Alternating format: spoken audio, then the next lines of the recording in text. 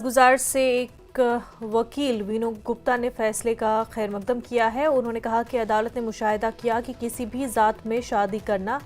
एक खातून का हक़ है और इसका मुतालबा इसका मतलब ये नहीं कि उसकी माइग्रेशन की हैसियत ख़त्म हो गई है। उन्होंने कहा कि अदालत ने हुकूमत को हुक्म दिया है कि वो दोनों को 1 माह के अंदर पीएम एम्प्लॉयमेंट पैकेज के तहत सरकारी मुलाजमत में तैनात करें।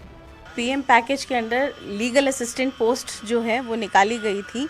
कि जो माइग्रेंट्स जो हैं जो only they could fill up these post of legal assistant, उनमें से मेरी जो क्लाइंट थी उसने भी लीगल असिस्टेंट की पोस्ट के लिए फिलअप किया हुआ था। She was in the select list also, लेकिन किसी कंप्लेंट के तहत उसकी अपॉइंटमेंट को रोक दिया गया ऑन द ग्राउंड कि उसने एक नॉन माइग्रेंट से शादी की है। तो जब ये प्रोसीजर हुआ, we came before the court, honourable high court ने प्रोटेक्शन ग्रांट की उसमें और कहा कि ये जो है इंटरिम में कि ये वैकेंसी है ये फिलअप नहीं होगी till the matter is decided. फिर रीऑर्गेनाइजेशन एक्ट के तहत the matter was transferred to the CAT bench ने भी हमारे हक में फ़ैसला दिया और उसने कहा कि नहीं, ये इनका हक बनता है। माइग्रेंट स्टेटस जो है it can not be lost just because she is married to a non-migrant, because migrant status is acquired by virtue of the sufferance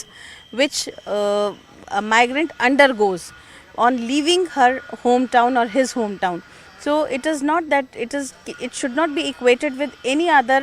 certificate या स्टेटस लाइक